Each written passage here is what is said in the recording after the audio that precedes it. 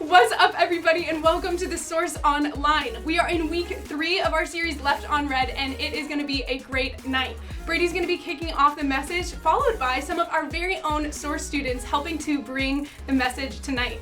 We're going to have Trevor leading us in a time of worship after that, and directly following the service, we're going to be doing some Zoom groups so that you guys can get involved in the conversation about what this message is about. We're so glad you guys are here, and it's going to be an awesome night.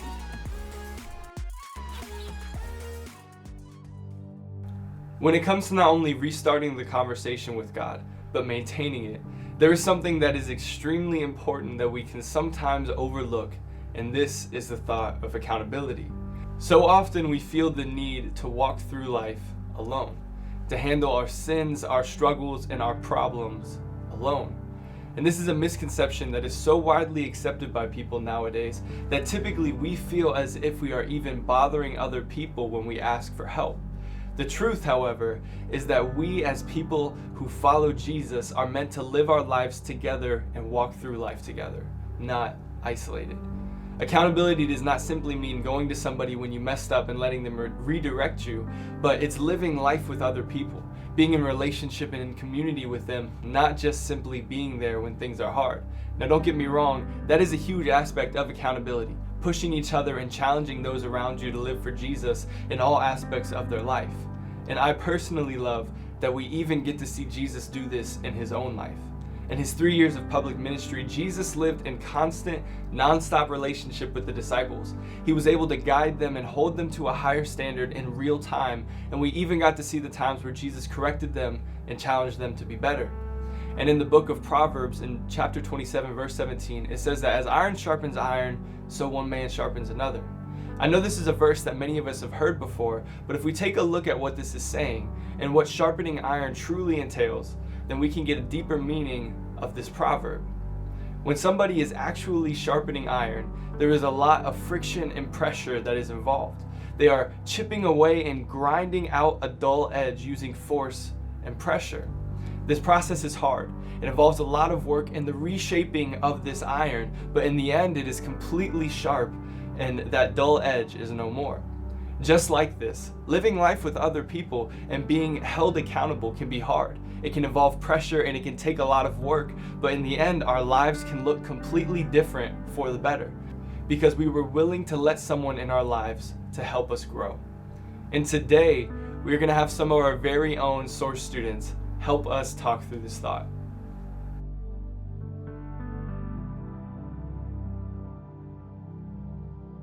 Accountability means Accountability is having someone who has your back when you're dealing with something.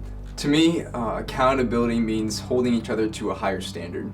Accountability is just looking out for one another. Accountability is the act of regularly checking up on people to ensure that they are actively pursuing Jesus and are mentally and emotionally okay. Like, you have a struggle that you know you can't face alone, so you have someone that's there to back you up on it. But when you have someone to keep you accountable, they can relate to you that it's not okay to keep drifting from your goals.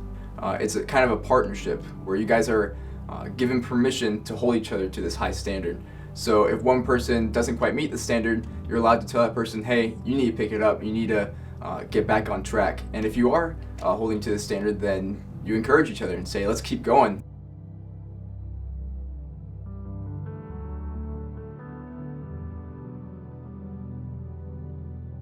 We can't get through our struggles alone. It says it a plethora of time in the Bible. A lot of times it's difficult to reach our goals with our own strength. It's easy to get lost in whatever you want to do.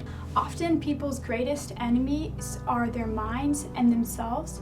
And if you have someone who's pointing out those and showing what is actually true, then you will be able to continue moving forward. We can stumble, and then without someone to remind us of the goals we've set and remind us to keep going, we can often make excuses and drift from the goals we've set. While it does say to rely on Jesus, that's sometimes hard because we can't necessarily see him in person, but we have these people around us who are willing to fight for us and fight with us. For example, if I'm trying to stay on a diet and I have donuts on the table right next to me, it's really easy for me just to say, yeah, I can make an exception this one time.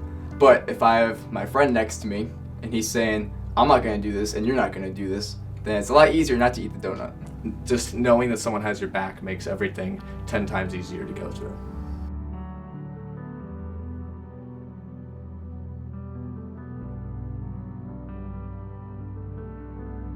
When you have an accountability partner, they can be your hype man. They can encourage you with that last little bit of strength you need to meet your goals. I find that we can't fight alone because often if we're by ourselves, we can often get inside our own head and make excuses and kind of find ways to get around the fact that we've missed the mark in our goal.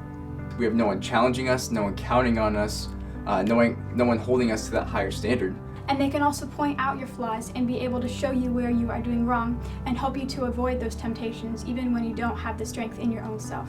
When I'm guiding my own steps, then it's really easy for me to take a break and say, you know what, I don't want to do this anymore. I'd rather just do what's easier instead of doing what's better.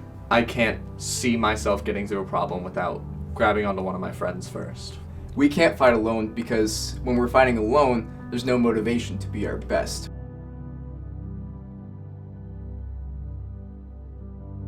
In my own life, the people who have held me accountable have been able to expose the lies and weaknesses I have been believing about my situation. I've seen it in my own life a lot. Thankfully, I've had a lot of people around me who have been able to encourage me so much and make me the person I am today. I wouldn't be half the person I am today if I didn't have accountability. They have shown me the different things that I have thought were truth but weren't actually. They have been able to encourage me past temptations and issues that I have been facing and have been able to show me my full potential and what my relationship with God should look like. And I know that I can be confident in the fact that I will still be growing because I do have those people around me. It's kind of a reassurance to you that you always have people around you that are fighting for you and who care about you and who want to see you succeed. So that helps me try to succeed for myself.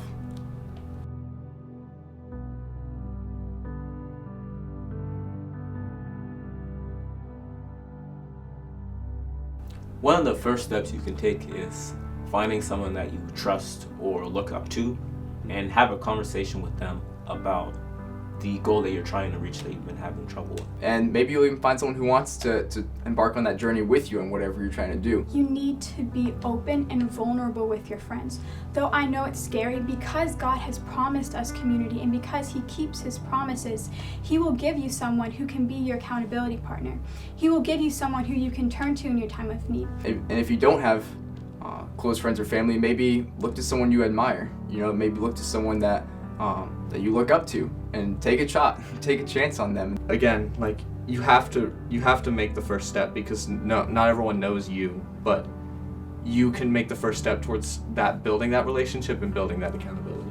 I also think that you need to make sure that it is someone who is actively pursuing Jesus as well, so that they will be able to lead you in the way that you are both trying to go. Like there's so many people, especially in the Source, that are willing to be that for you, be the accountability. Oftentimes it can be kind of scary to admit a fault, but one of the strongest things people can do is ask for help. I just want to give a huge thank you to our students for coming out and helping us talk through this idea of accountability. One thing that I want to leave you with is that we need to be seeking out others intentionally. That in order to find someone to help sharpen us or help grow us, we need to be on the lookout and seek after people like that to have in our life. That if we are ever in a spot in our life, we should have people that we can go to and not have to feel like it is only us when we are going through anything in our life. But if you're someone who feels like they have no one to hold them accountable or help them out in their walk with Jesus, I want to challenge you right now to begin to seek that out. Now, this can be another student, this can be a leader, and there are great benefits of both relationships. Other students typically can be walking through different things that you may go through, and leaders, on the other hand, can provide some incredible wisdom and guidance that students may not be able to offer.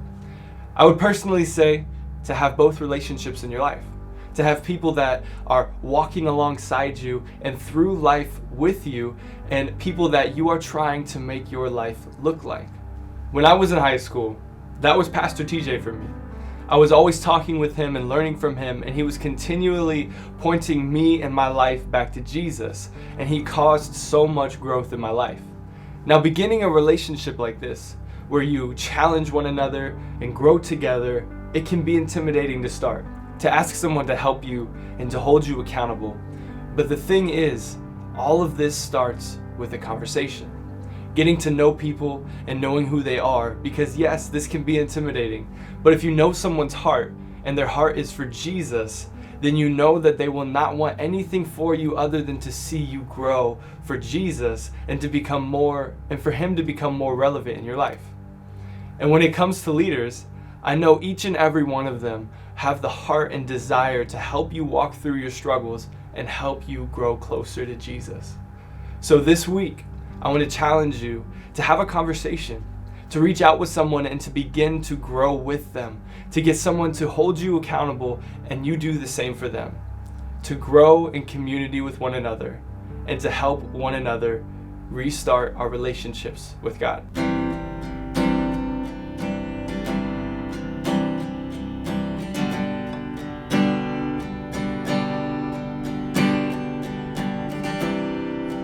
Walking around these walls, I thought by now they'd fall,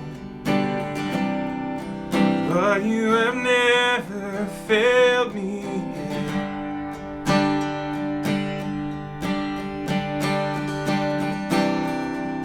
Waiting for change to come,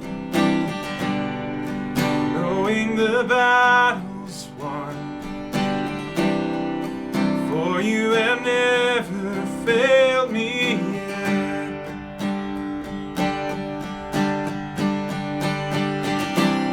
The promise still says, great is your faithfulness, your faithfulness.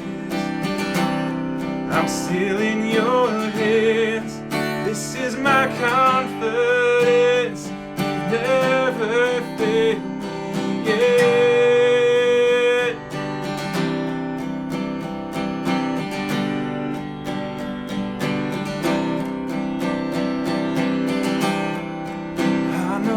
Night won't last. Your word will come to pass. My heart will sing your praise again.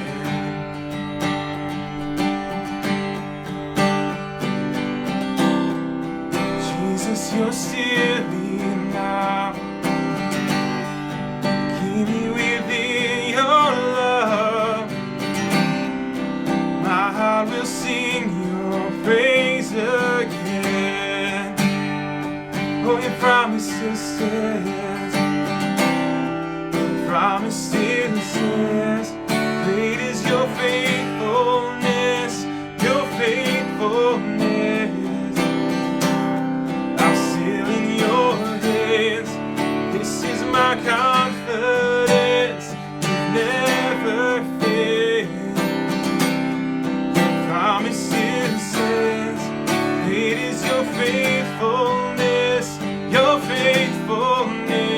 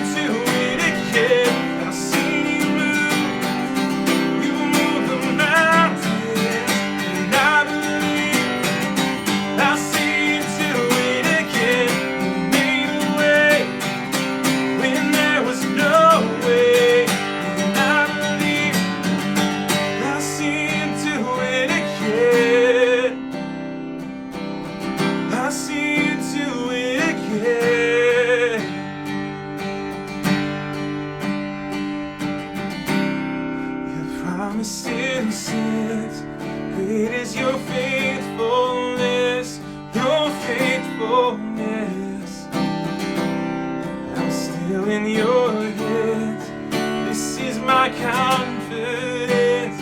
You never failed me yet.